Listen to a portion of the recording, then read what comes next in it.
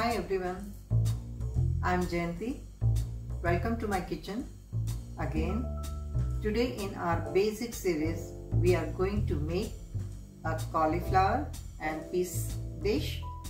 This is along with roti. Roti is the simple Indian wheat bread. To maintain the nutrition in the recipe, I have kept it very simple with the cauliflower. We will also learn how to roll the roti. So let's go and get started. For cauliflower, you will need half a head of cauliflower cut into small pieces, half a cup of frozen peas, 1 cube of garlic, ginger and chili paste, 1 whole tomato cut into small pieces, some salt, asafoetida, this is optional, some oil and all of our spices, turmeric, red chili, garam masala, cumin seeds, mustard seeds and coriander powder. So we need all these spices for tadka.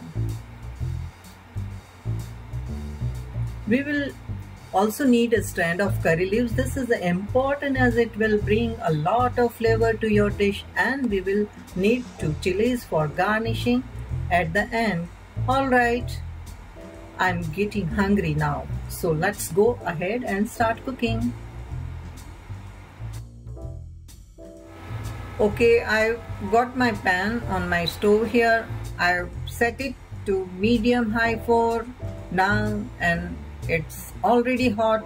So let's add our oil. Add about 2 tablespoons of oil.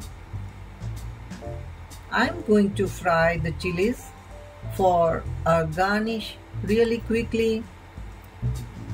Remember not to fry it for too long. And be careful of crackle of chili. Stir it well.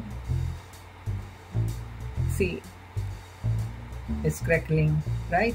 So now take out from the pan in one bowl. Keep separately.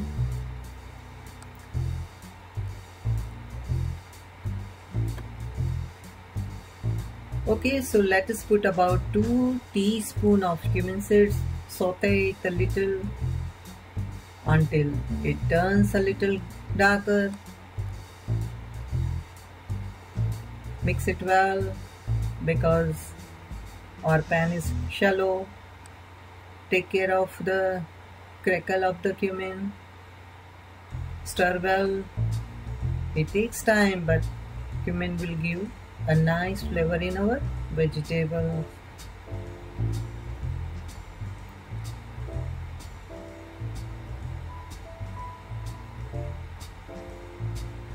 Be sure it will not burn.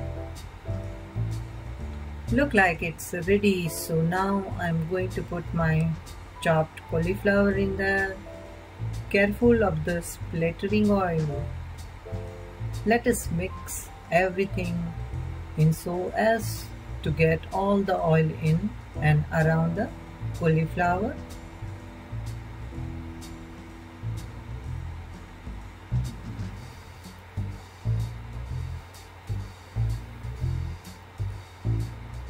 And then cover it up for 2 minutes. Once your 2 minutes are over, throw your curry leaves onto the cauliflower. Mix it in properly. This flavor will come in cauliflower.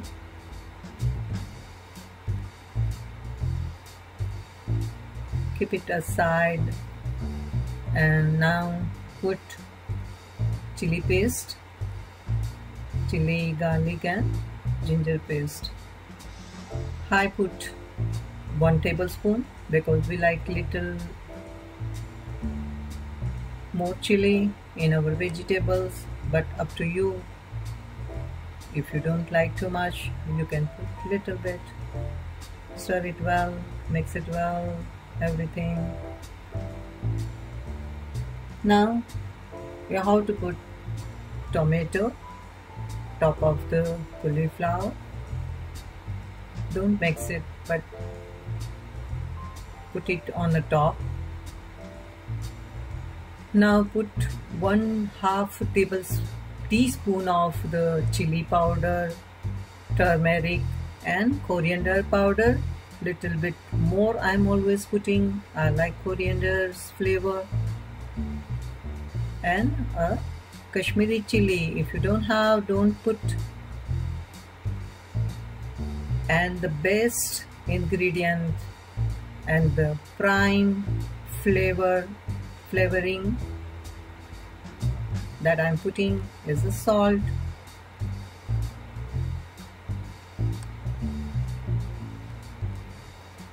Now cover the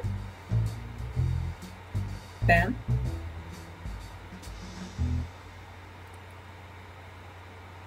I open after the 4 minutes.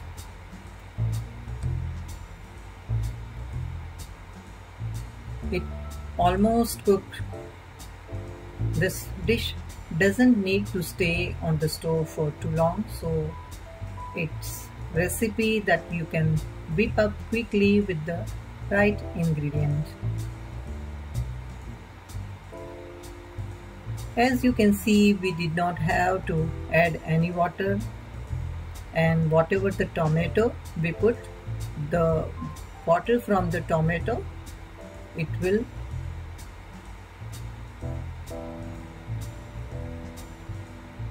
give a nice flavor on our vegetables.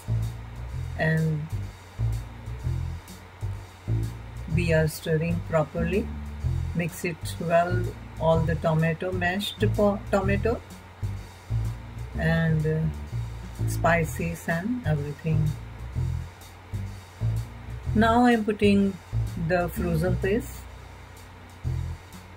because it's already a frozen one, so no need to cook too much. Stir it well, mix it well, all the cauliflower, peas and spices.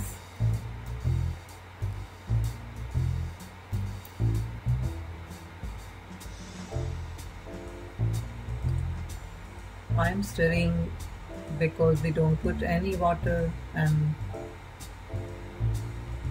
oil also very less, so I am very careful about the vegetables. It will not burn from the down. That's why I'm stirring, and you also do the same. Put again the top of the pan, and now I think it's already all the vegetables and pieces cooked.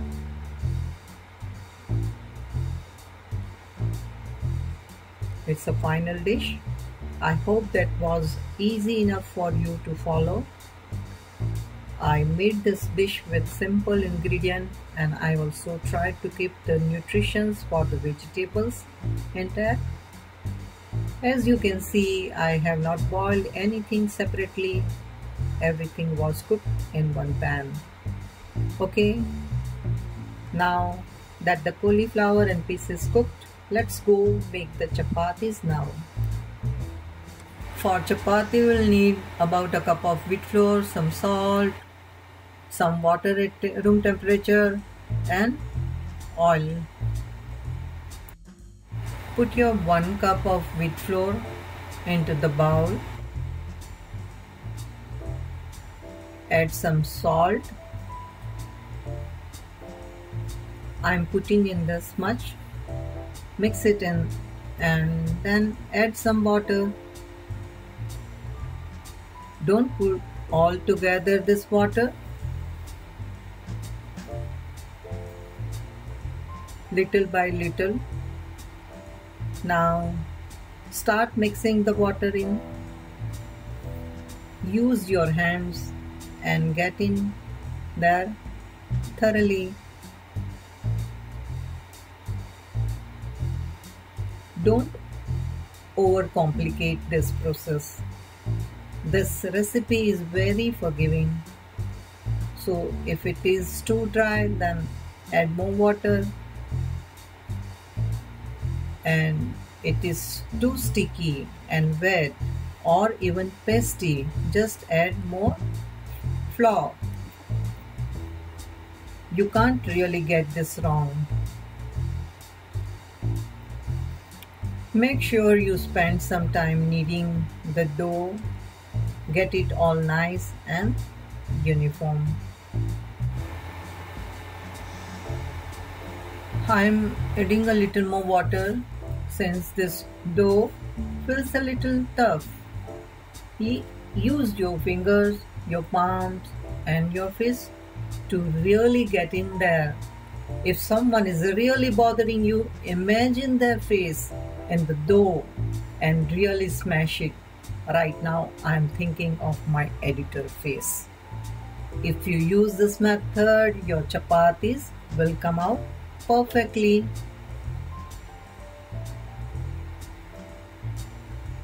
Now I'm adding some oil at the end and kneading it a little bit. Now if you want a softer chapati, add the oil at the end like I just did.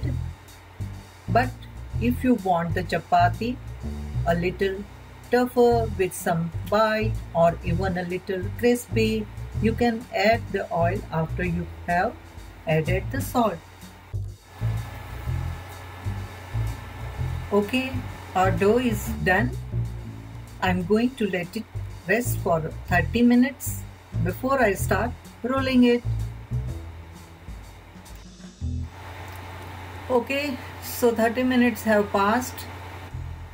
You can see the dough has come out nice and soft. To make chapatis, I'm using a rolling pin and a chapati board. If you don't have any of this, you can use something cylindrical like a glass bottle and a flat surface. Just make sure you dust everything with flour so it doesn't stick to your dough. So first take a handful of your dough and roll it into a ball using your hands. Take some flour and put it on the board so that your dough doesn't stick. I'm going to put a little more flour and start rolling my dough. The goal here is to try and make a circle. Make sure your dough is not sticking to the surface you are working on. If it starts sticking, add little bit of flour.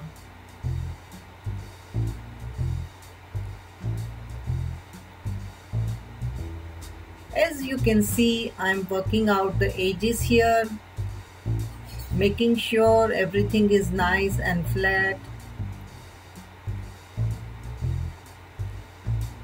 If you are not getting a perfect circle with your chapati, then you can use a ball or a plate to cut it into the shape you want. Let us make another one. Okay, so same steps. Take some of your dough, roll it into a ball, dip it in the dry flour or add some dry flour from the top and start rolling it into a circle. If this is your first time making this, keep trying it. Eventually you will get better at making a circle. The good thing about making this at home is that you know all the ingredients that you are eating. And frankly, as you saw, the recipe is very simple, right? There is only a couple of ingredients and you get it to eat fresh bread cooked right at home. Alright, we have our chapatis ready.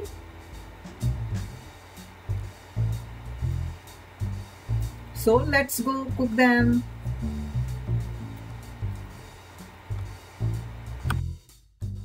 I have already made my pan on medium-high heat. Let us put our chapati on here. Well, let this cook until there are a few bubbles.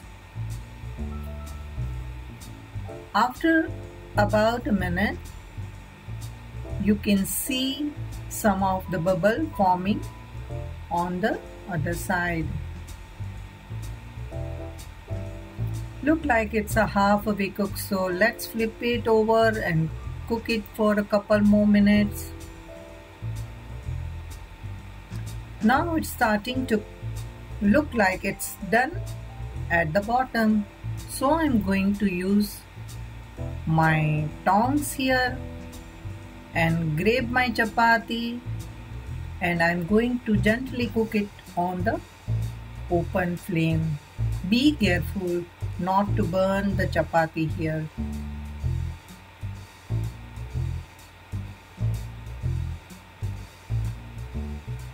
So our chapati is ready.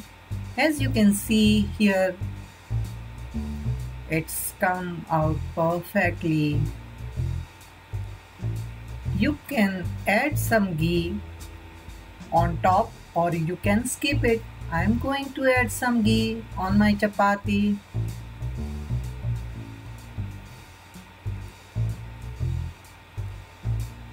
Now let's go and eat.